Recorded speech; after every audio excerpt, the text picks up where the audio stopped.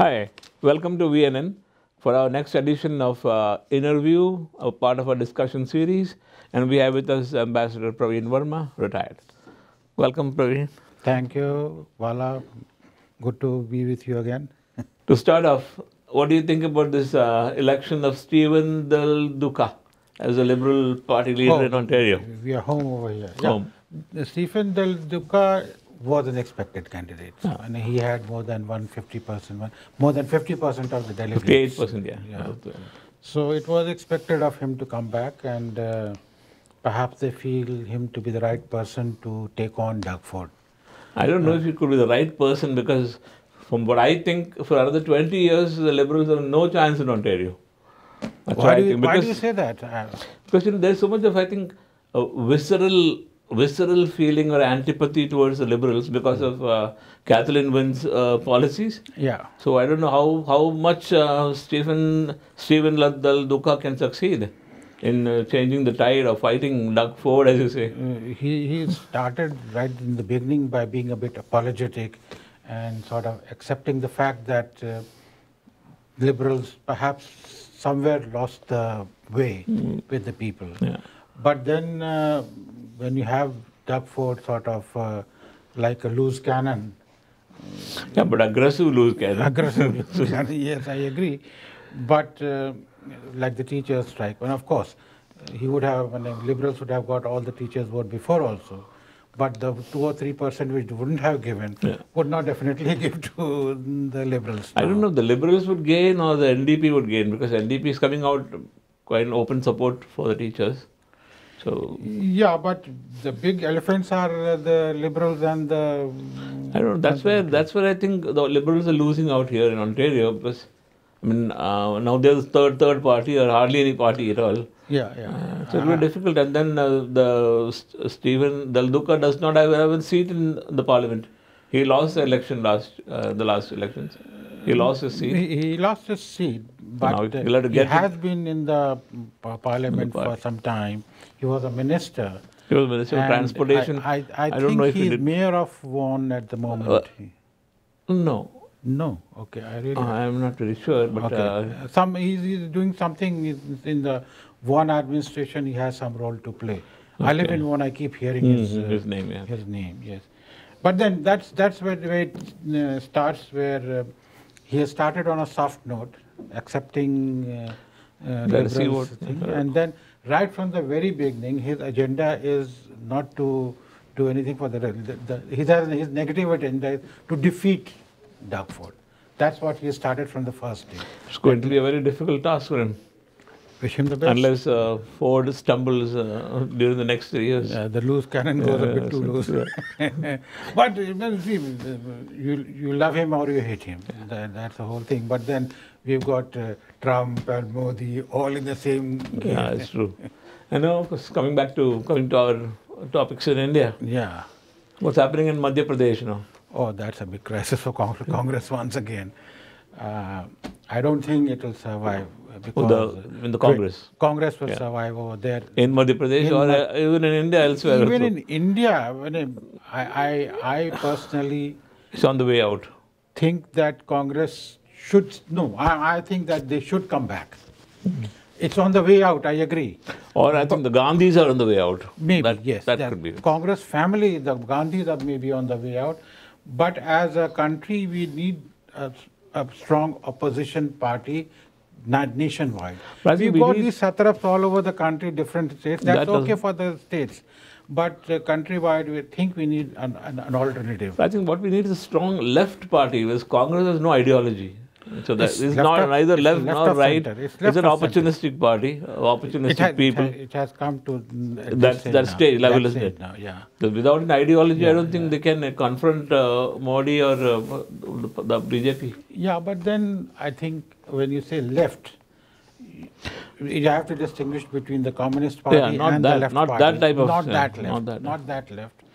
And in India, that left is the Congress only. Now, to find another party with that moorings is a bit difficult. Which party do you think can come take that place? I don't see anybody coming. Nobody at the moment, and unless there's some sort of a coalition develops, which can later become a strong opposition.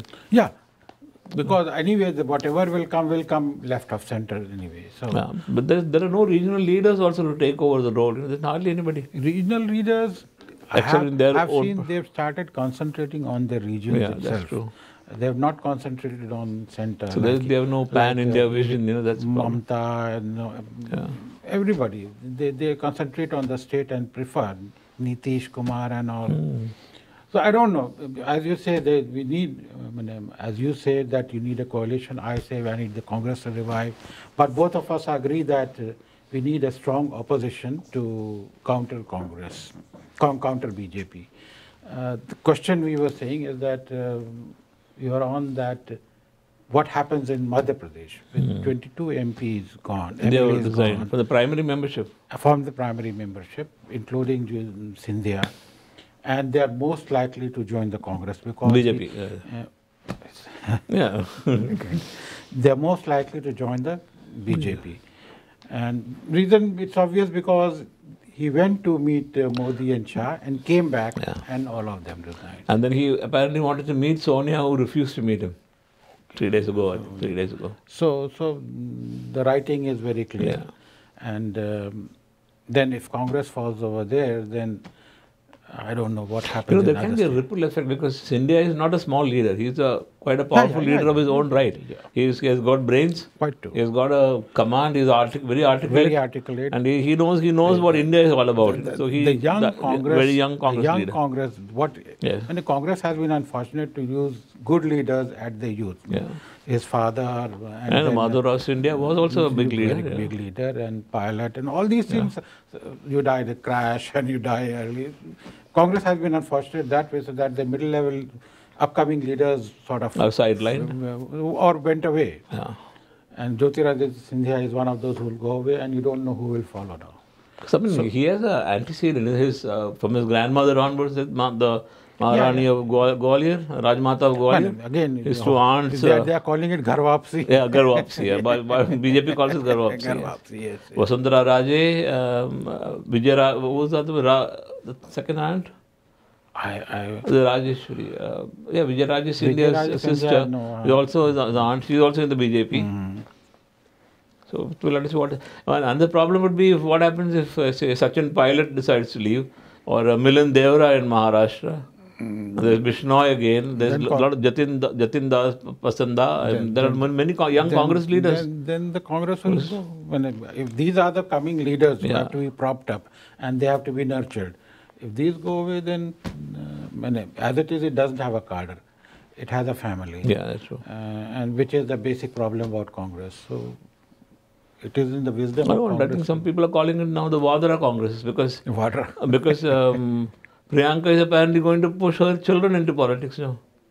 Recently a rally in Wayanad, she took her two children along on the stage and they were being introduced as the future leaders of India, apparently. I don't know. That's what I read. Long live Congress. Again, another generation of the Vadra family. And long live the family.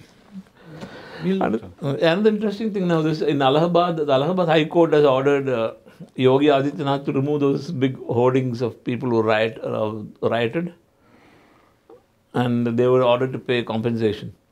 The court said it's a violation of privacy that these sort of alleged criminals' pictures should not be put on board on hoardings. This sort of drama keeps on going on in different parts of India. Today you will hear it here, you will hear it in Maharashtra. Things keep on coming. I won't give much credence to that. They'll pull down the hoardings, but then the damage is done. Damage is done. And if somebody wants some attention, some High Court judge who is going to retire, or I've got nothing against him, but then I don't know. No, but there are reports about this judge also. Okay. He was apparently put on the bench by Harkishan Singh Surjit of the CPI, Communist Party.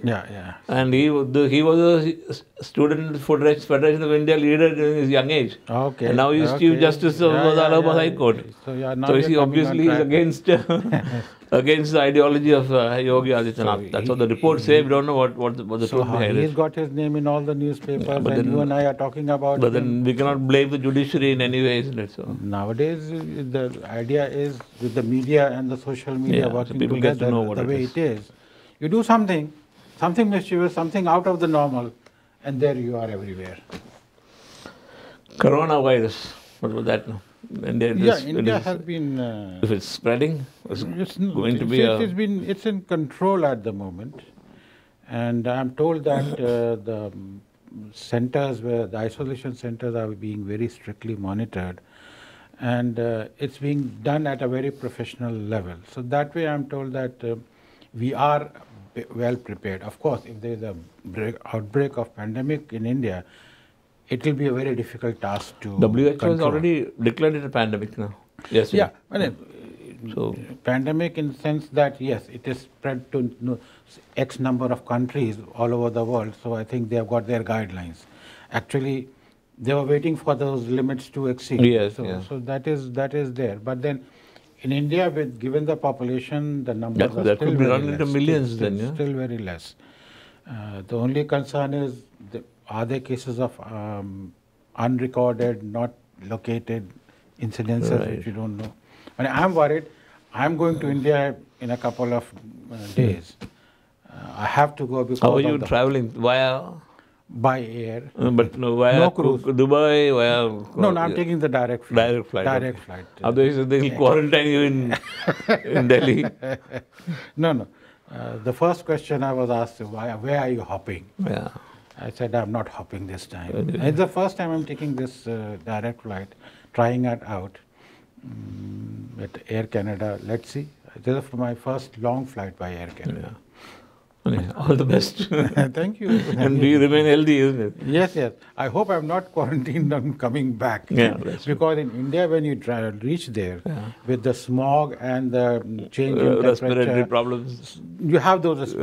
And if I start coughing and sneezing a little bit, not because of coronavirus, anyway, you'll be quarantined here. But at least then my wife says she'll desert me and she'll come back.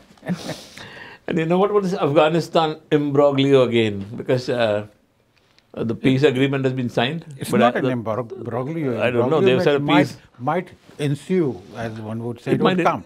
At present, peace has happened because Trump has come out. But the Taliban has again attacked and killed 27 people. That was expected. The moment Trump withdraws, they'll start fighting again. And they have started fighting again. And it will be a difficult situation. And this was anticipated. I don't know how things will be controlled over there. But we have a huge interest in Afghanistan. We've invested a lot in Afghanistan.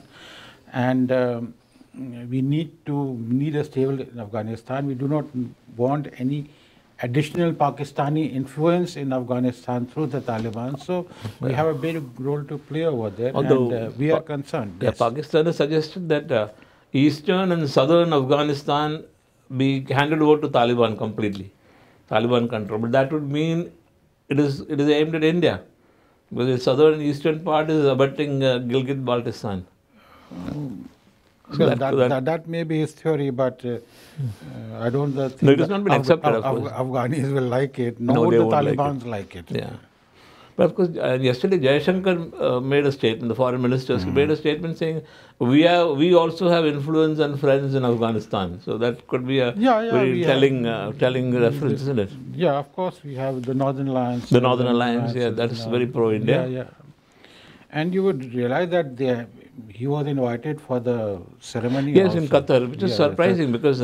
So that the Indian influence and Indian interest in that area is recognized and is an established fact, and we have to follow it up. As a matter of fact, there were talks about whether India would send troops over there, which we are not likely to. Troops, I don't think. Yeah. I don't think so. Although Afghan government has been asking for military help, but but that is something which is a long shot. As I had said some time ago, that maybe UN forces comes in and then we could be part of the US. Then we can be a part of the UN forces. But then the trouble has started, and I think that had need to be controlled sooner the better. Yeah. Coming to the UN, I mean this UN Human Rights Council. I was reading a report. There's so many statements coming around from that's true. Human Rights Council, and then some American organizations, and very critical of the United States, US has quit the UN Human Rights Council. US is not a member. Israel is not a member. I think many countries in the world are not members. Yeah. And I think, but I was reading that it seems this resolution or something that was passed against India, that is part of a sort of a pressure tactic to make India sign the Refugee Convention. That could be, isn't it?